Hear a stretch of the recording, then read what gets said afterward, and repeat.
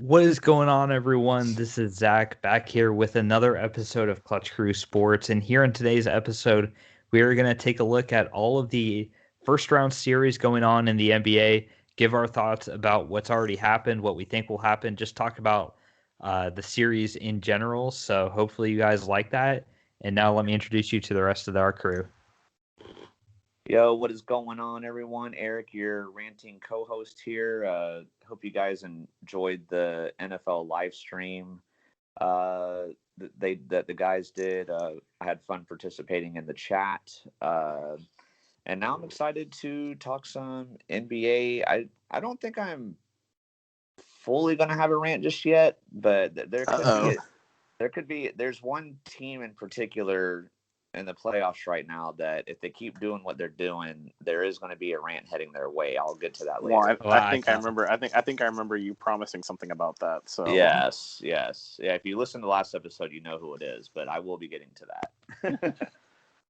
And what's up, guys? It is Connor, the co-host with the most. And unfortunately, since the last time you saw us, my Hornets got thoroughly and utterly and horribly embarrassed by the Indiana Pacers in that play-in game. That was, I don't know if my eyes can recover from some of the clips I saw from that game. I had to turn it off. It was so bad. But I'm excited to be here talking about it. At least I've got my my backup team, the Atlanta Hawks, still in the playoffs. So at least I got something to somewhat kind of root for, sort of. A lot of kind of, sort of. Connor, hope you're doing okay, man. Were your eyes bleeding from watching that Hornets game? Yeah, they were. It was really bad. Oh yeah. All right, guys. So yeah, this is gonna be all around the hoop, kind of like the last episode was. This is what the playoffs. Now that we're in the meat of the playoffs here, it's what these episodes are going to be about. So, like I said at the start, we're going to talk about all the series, but we do want to respect your time. So we're not going to spend 20 minutes covering each series. Sorry about that, but we just kind of want to hit everything, a little bit of everything, put a little bit of everything on your plate today. So for the Washington Philly series, let me introduce you to this. So Philly has the 1-0 series lead.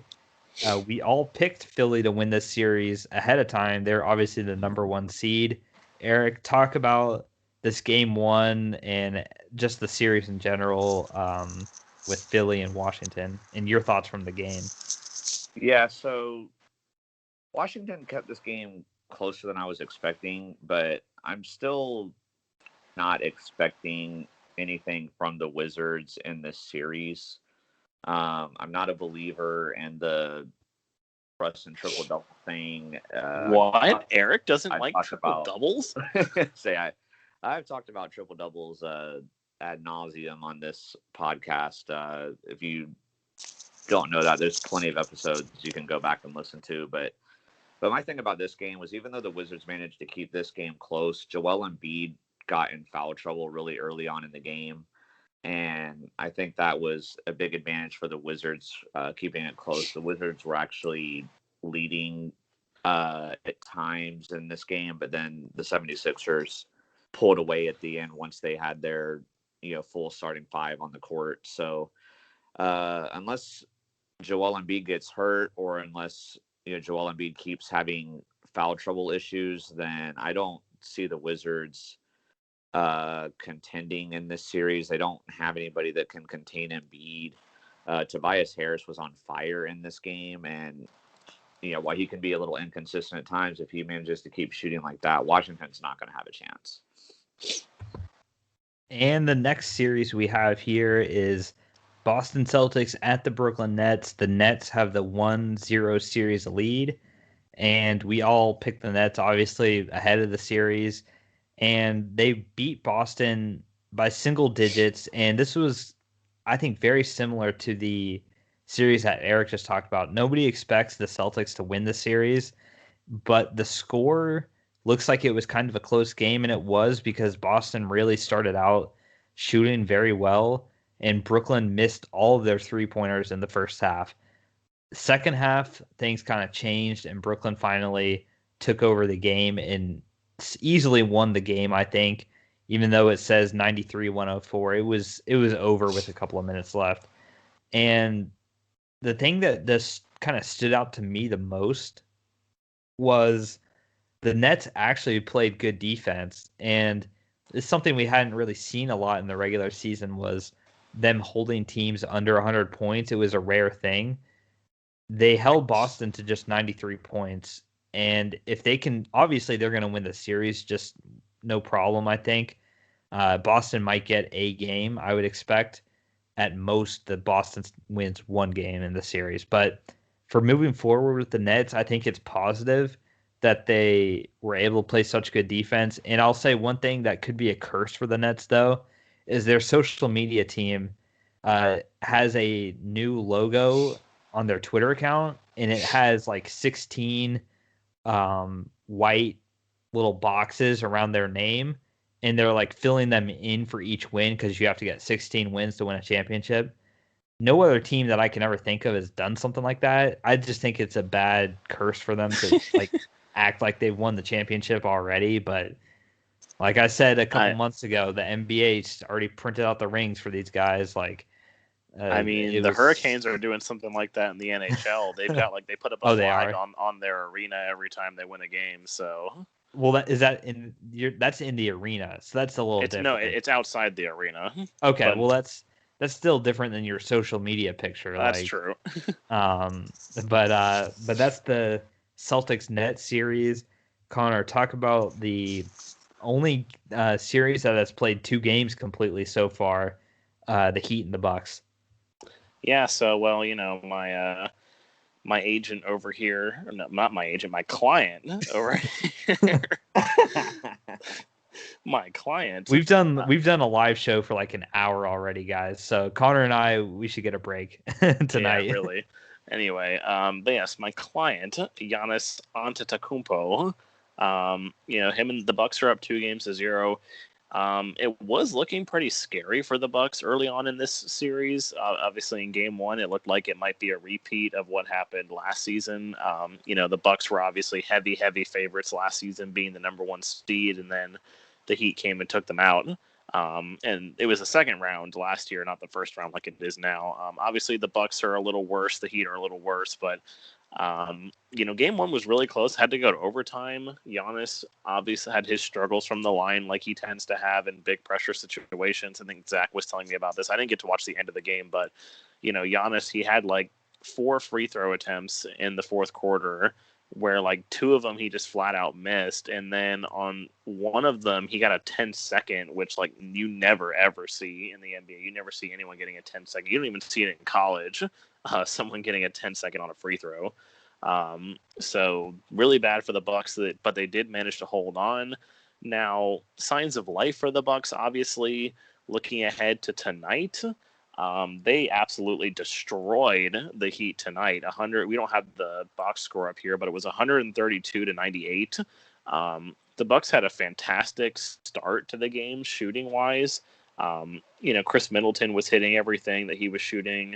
Giannis was even, like, he was 1 for 1 from 3 to start. I think he finished like 1 of 5 or something not good, like he tends to usually have. But he started out like 1 of 1, 1 of 2, and then also. Surprisingly, Brian Forbes coming off the bench, 6 of 9 from 3. Pat Connaughton, 5 of 9. Like, it was a fantastic shooting night. They were over 50% at halftime. So definitely not expecting them to do that again. But good signs for the Bucks. Giannis was 6 of 7 from the free throw line. Obviously, he wasn't in any real pressure situations in this game, so nothing to deter his confidence or anything at the line this game. But it's good signs for the Bucks, that they're trying to get over this hump of beating the Heat and trying to get over getting knocked out by them when they were expecting a championship last season. So, good signs going forward for the Bucks. And the last series in the Eastern Conference is the Atlanta Hawks at the New York Knicks. Been a while since both these teams were in the playoffs, so they're back in it. And this is especially the Knicks. Especially the Knicks, yeah. This is a split here. So Eric and I picked the Knicks. Connor took the Hawks. So Eric, I'll just hear from you first about why you picked the Knicks and what you saw from Game 1. Yeah, so I took the Knicks mainly because of one man, and that man is Julius Randle. That dude straight carried my fantasy team this year, like him and Russ, but especially Julius Randle because he was such a steal for me. But unfortunately, though, in Game 1, he disappeared, and it was really the biggest reason why the Knicks lost the game.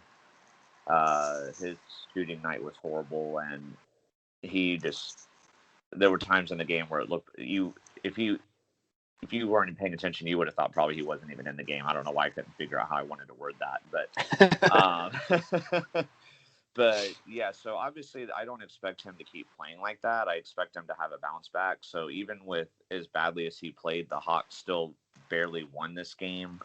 Trae Young had to hit. He had a clutch shot with 0.9 seconds left that put the Hawks over the edge. And there was a point where the Knicks were up by 3 with less than a minute left, and Bogdanovich hit a 3 to tie it. And if he hadn't made that, I think the Knicks would have still won the game. So while the Knicks did take the L in the first game, I still think the Knicks can bounce back. This was my hardest series to predict in terms of the first round for who I thought was going to win. I kind of went back and forth on it, but I will say one thing that was really annoying about watching this game, though, was them cutting to Spike Lee every 5 seconds. Like every time the Knicks made a shot and he was all like jumping up and down. I mean, I get it. His team hadn't been in the playoffs in a long time. And so like, I get the excitement and everything, but like, dang, can we not cut to that guy every 5 seconds so we can just watch the game? Just watch the game. Yeah, and then Connor, talk about from the Hawks' point of view, why you picked the Hawks, and then positive signs from Game 1. Yeah, well, I mean, like Eric, this was the hardest one to predict. I mean, really, if you're going to watch one of these, series here in the East, because most of them are pretty lopsided. Like, it looked like we thought that the Bucks Heat might be close, but now that's not looking true. And then, obviously, the Nets and 76ers should easily run away with their series. So if there's one series to watch in the East, it's this one. I didn't contemplate too long. I was always going to pick the Hawks for this in my mind, but really for the Hawks moving forward, it's just like this is it's not all of it, but it's most of a blueprint for, how to beat the Knicks going forward. Obviously, like Eric said, Julius Randle was awful in the game. I think he was something like 6 of 25 or something shooting, like maybe not quite that bad, but it was pretty bad. I think it was 9 of 23. Like if I remember, it was bad. Yeah, it was something bad. And from three, he was like 1 of 8 or something like that. Again, don't remember exactly, but it was bad. Yeah. So there was that. Obviously, Trae Young had a big game. The only thing going forward for the Hawks is that they really need to get Danilo Gallinari going again, because he had a terrible game. At least for them, it wasn't like Trae Young or Clint Capella had a bad game. Clint Capella didn't really score many points, but that's not really what he's there for. He's there for his defensive presence. So, like I said, really, it's a good win for the Hawks. Beat the Knicks at Madison Square Garden. Get that first one of the series on the road. So you take away the home court advantage. It's going to be a good series going forward. I don't know what else much there is to say, but like I said, the Hawks, they have their blueprint now. They just have to stick to it. Just as long as they can keep shutting down Julius Randle, I see no reason why the Hawks cannot win this series. All right, going to the West, where kind of like you said, things are starting to get more exciting in the West, and especially because of this series, a lot of people expected Utah to win Game 1 against Memphis, but Memphis comes out with the win, so they're up 1-0 in the series. Now, we all picked Utah to win this. Connor, talk about the Donovan Mitchell weirdness that happened in him not playing and your thoughts moving forward for this. Yeah, so apparently I just read about this today, because I know I was a little shocked when I was, I think you guys were watching the game, because I think I was watching a hockey game, but you were telling me how Mitchell wasn't in the game, and I was like, what? I had read everything up to this game saying that Mitchell was ready, he wasn't in pain anymore, like he was ready to play. And apparently at like the last minute, the Jazz training staff basically like pulled him from the roster. Like they scratched him. They're like, "Oh wait, no, you're not playing. Like we're gonna keep you out." It's hard to like they had the last say on it. And apparently Donovan Mitchell was really upset with it. He said he was fine, he was ready to go, and the Jazz didn't want to play him. So the article kind of went into like, I don't know if you guys would know more about this. I guess I'll ask you very quickly. But apparently they were talking about how there's already kind of been tensions between Mitchell and the Jazz. Like Mitchell's kind of not happy being in Utah. So I don't know if you guys had heard anything like that. But I had heard last year that there was tension, but mainly it was because Gobert gave everybody COVID. Like I didn't know that it extended beyond that. So that's a bit of a surprise. That was the latest that I had heard also. I will say though that if they somehow were to lose this series, it would be really bad it would be really, really bad for them. Like yeah, so basically that's what I heard. I don't know if there's anything going on behind the scenes, but I mean, really at this point, like if Mitchell doesn't show up for game 2, then honestly, like especially if the Jazz go and lose game 2, I'm really going to start to think that Mitchell's going to want out of Utah. But he should be ready to go. He should be ready to play. The Grizzlies controlled this game from the start. Like I remember we were talking about it. I was like, wow, the Grizzlies are like still up by 10. Like they were up by 10 for a vast majority of the game.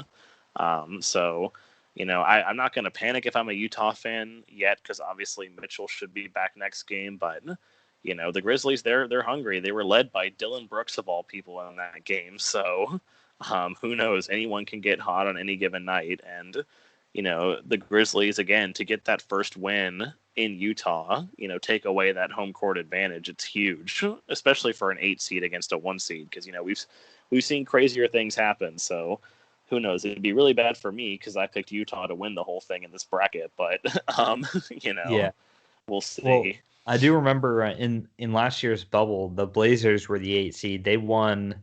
I think it was game 1 actually. Yeah, they beat LA in game 1. In game 1, so that was and then LA won the next 4. So it's like in the championship. So not saying that'll happen, but yeah, the next series here. This is a real fascinating one. The Lakers and the Suns.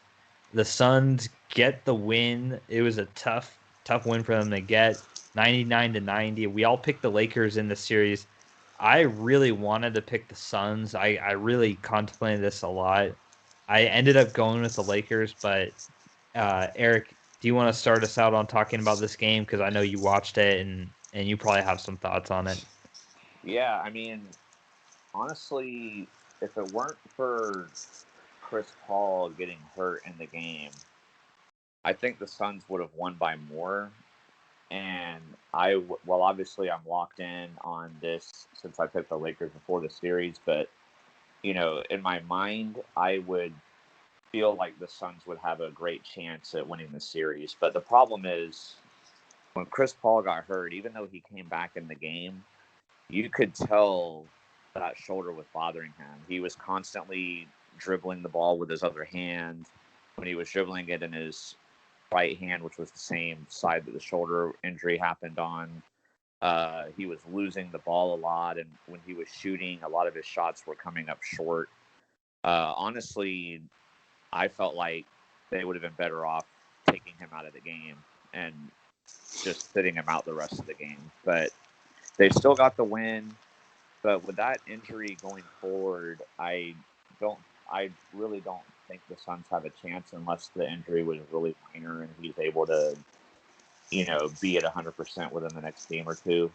The other thing too, why I still kind of don't think the Suns have a chance, is just that AD and LeBron were both really bad in this game, especially Anthony Davis, and that's not like him.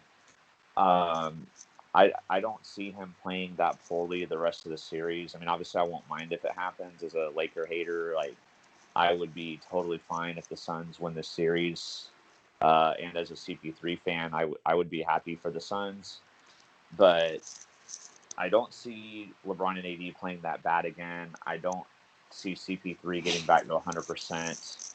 And the Suns are really going to need him if they're going to be able to, even though they're the 2 seed, it would be an upset if the Suns were to win this series. So Those were my thoughts on the game. Plus, I swear, man, I cannot watch a LeBron playoff game where he like doesn't get injured, if you know what I mean. Like quote unquote injured. Yeah, like in the playing game, like you would have thought his eyeball got ripped out of his socket the way he was acting, and then Chris Paul, who's like half his size, like grabbed his arm at one play, and then he was acting like his shoulder got torn out of socket. Like, I mean, I don't know. But then 2 minutes later, like he was fine, in both situations, and he hit like a fadeaway three in the play-in game, and then he came right back out there like no problem after the shoulder thing. So I don't know.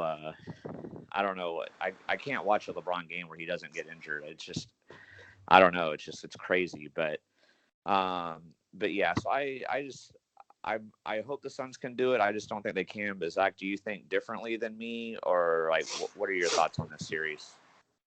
Yeah, I think differently than you, and it's not necessarily because the Chris Paul thing isn't good, and I agree with what you said about him, but I disagree about this Lakers situation because if you take out AD and you take out LeBron, and if they have bad games, the rest of this team is bad, man. They're worse than they were last year, I think, and I just feel like the Suns they've kind of surprised me all year, and there were other players that were stepping up for them. Like since Chris Paul got hurt, Booker did really well.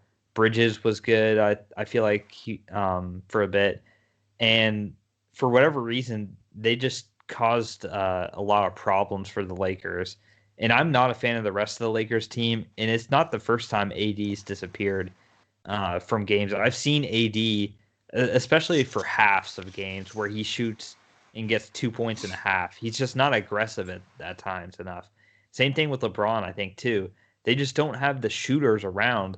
LeBron's a great passer, but it's not great if you pass it to guys who miss wide open threes, which that's this Lakers team. So if I was Phoenix, I'd be feeling good. Now they have to win this game too, so they go to LA with the 2-0 lead. Protect home court will be important, but I'd be feeling good if I was a Suns fan. Yeah, well, I guess like my thing is like I definitely agree with your position about the Lakers not having as good of a team around LeBron and AD as they had last year, especially with the bigs. That's been their bigger problem with that because like DeAndre Ayton was getting offensive rebounds and putbacks like crazy, whereas with guys like Dwight Howard and JaVale McGee, who they had last year, I don't think that type of stuff would happen. But I think when LeBron and AD like both click though, even with the rest of the team not being that good, I mean it's hard to stop them. I mean, because you saw it in the Warriors game and the play-in game, like it was the same story as this game where the first half they were both really bad. Like LeBron and AD were both really bad. But in the second half, like they started clicking and AD was making his shots, and the defense played better, and they had that urgency and they came back and won the game. That was my biggest problem. Like if I was a Lakers fan watching this game, was when they were down in the fourth quarter, it wasn't like they were down by like 25 points or something. I mean, most of the time it was anywhere from a range of like 6 to 12 points, like easily in the NBA standards, easily doable to come back. But it just seemed like they were playing like as if it was like a preseason game or something. Like it just seemed like they didn't care. I just thought that I did think that was really weird. I don't think that's going to happen going forward, but that does happen to this Lakers team sometimes though, where they get complacent for some reason, and I don't know why they do that. Like if I was a Lakers fan, I would be really upset about that because like guys, you do know we're in the playoffs now, right? Like, yeah, you know what I mean, but. Yeah. Like I said, they don't always do that though, so I don't think that will affect them going forward. But if LeBron and AD get it going though, I don't see the Suns winning this. But if they play like game one though, then the Suns could definitely get it, and I hope it happens. I want to be wrong on this, trust me. Yeah, I know. All right, so the next series we have here is a game that's actually going as we record. That's Portland Trailblazers at the Denver Nuggets. This is a real fascinating series. I think one of the more entertaining ones to watch. just because the two superstars are the main attraction in this. Now, Portland, they got the game one win on the road, 123-109. We all picked Portland to win the series. And here's the thing is what I noticed in this game one was Portland has the better team. There's no question with the injuries that Denver has and the health that Portland now has, they have the better team, hands down. And it was a really interesting strategy that they did in this game defensively. Is they basically just said, okay, Jokic, you can score whatever you want. They let him score. They just allowed him to score, and it was frustrating in the first half. Because man, Jokic is so good. He's going to be the MVP, well deserving of that. He's incredible. But the problem is when Jokic gets the rebound, takes the ball down the court, and then just dribbles in the post and scores, the rest of the offense gets lazy and cold and out of touch. And that really showed because when Jokic went off the court, they just couldn't score. There was nobody else that was consistently making shots for Denver. And that's the problem for them is they don't have that second scoring option. And actually, Portland did have that second scoring option because in the first half, Carmelo Anthony really saved their butts, scoring 18 points overall. I mean, he made 3 after 3, and the fans were booing him, and it seemed to make him better. So I hope that continues going on whenever they play in Denver. But Carmelo, he stepped up big in the first half, and then the second half, everything came together for Portland, really in that third quarter. And then another thing, too, that was kind of funny. I don't know if you guys heard about this or not, but after the third quarter, they interviewed Denver's coach, and the lady interviewing called him Mike Malone, and then he corrected her right away and said it's Michael. He was so keyed up, like he was definitely stressful. You gotta watch that clip where she's like, Mike Malone, I'm here with Coach Mike Malone, and then he's like, it's Michael to you. Like you guys gotta see that. That's Mr. Malone to you. But yeah, so look, Denver's a good team.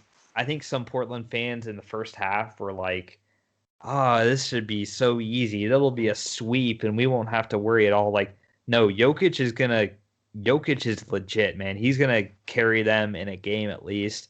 And the key is to survive the runs because that's another thing too. Both these teams, they seem to go on runs where they score like 10 points in the blink of a second.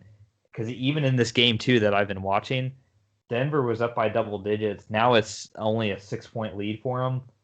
Lillard made a logo 3. Nurkic made another 3. So Portland, if you know anything about them, they can score points. So I think for Blazers fans, just relax a little bit.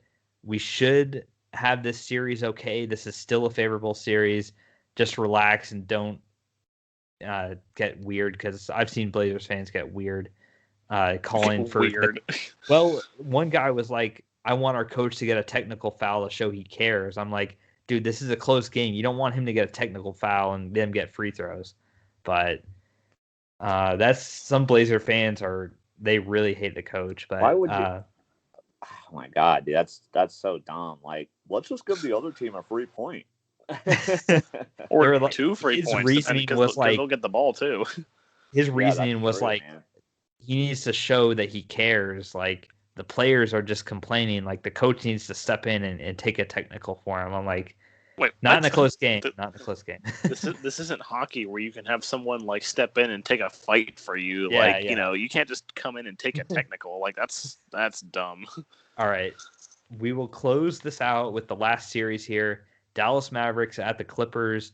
Mavericks are up 1-0. Connor and I took the Mavericks. Eric took the Clippers. I guess let's just hear it, Eric. What's going to make you possibly rant after this game? Yeah, so I mean, obviously, it's one game. So, as a person who picked the Clippers, I'm not a Clippers fan, by the way. I'll preface this in case if anybody's wondering. Like, I'm not a Clippers fan, but I've been a believer in them since last year. But yet, they've continuously let me down. And I'm not going to fully panic here just yet. It is just one game, but so far it's looking like pandemic P back in the bubble again. And Kawhi Leonard was horrible in this first game too. Like, I don't know, man. Like, and I said it in a previous episode when we were previewing this that, if the Clippers don't meet their expectations, that, they're going to be getting another rant from me, because I predicted them to win the whole thing last year. And then, of course, they got bounced in the second round. And it wasn't even like they lost to the Lakers. They lost to the Nuggets. After being up 3-1. Yeah, they blew a 3-1 lead to the Nuggets, who got torched by the Lakers. And then, this time, while I don't have them going as far, I still believed in them to be able to get to the Western Conference Finals, and which would be a first for the franchise. That's crazy. But I was like, well, they'll lose to the Lakers, but they'll at least get there this time. You know what I mean? And right now, after having this horrible first game to the Mavericks, they've already lost the home court advantage now, and it's looking like they could be looking at a first round exit, which would be even worse than what they did last year. So I don't know. There's going to be a rant coming if they don't win this series. And the crazy thing is too, while like Luka Doncic went off in this game, but it's not like both Luka and Porzingis were going off and like the whole team was, going crazy or something. I mean, it wasn't like one of these like play-in tournament games where we saw teams getting like 140 points. I mean, Luka went off, but it wasn't like anything else crazy happened. And Luka's going to get his numbers, but Kawhi was bad shooting. Paul George was bad shooting. The Clippers as a whole from three were bad. I mean, I don't know, because I was willing to give them a pass because I was like, okay, they got a new center that they're more comfortable with. They got some more help at 3-point shooting. They got rid of Lou Williams, who was going to strip clubs, instead of being with the team last year and all that stuff. Like, what were you going to say, Connor? So they made the fantastic move of signing Nick Bum. Yeah, they brought in Nick Bum, and and then supposedly, like Paul George and, well, I don't know if it was Kawhi as much, but supposedly, like, a big part of the problem last year was that Doc Rivers was the coach. So then they brought in the amazing genius Ty Lue to be their coach, promoted him. And I don't know, but I still thought the Clippers were going to be good and, make a nice deep playoff run. But after one game, it's not looking like it. But they still have time. I'm not going to fully panic. But but so, Connor, since you're taking the side of the Mavericks, they did win the first game. Do you still feel pretty confident that Dallas takes the series, or do you think the Clippers can turn it around? What are your thoughts here? Yeah, I mean, it's one thing that I definitely think the Clippers can turn it around if Kawhi and PG can find their games. Because obviously, they're still, if they're playing at the top of their game, Kawhi and PG is probably the second best. Well, okay, I shouldn't say that because now Brooklyn has their super team. So I'll say like they're like the third best, superstar tandem in the league behind like LeBron and AD. And then, of course, the trio going on in Brooklyn of Harden, KD, and Kyrie. But, they're still a really good team if they can get it together. I mean, I will say, obviously on the last 4 or 5 matchup between the Knicks and Hawks, I think that one was closer. I was pretty confident in picking the Mavericks on this one. I think Zach mentioned that, like, I think I might have made a typo and put the Clippers on our original I think picks. you did. Yeah. So, but no, I was pretty confident about the Mavericks in this one.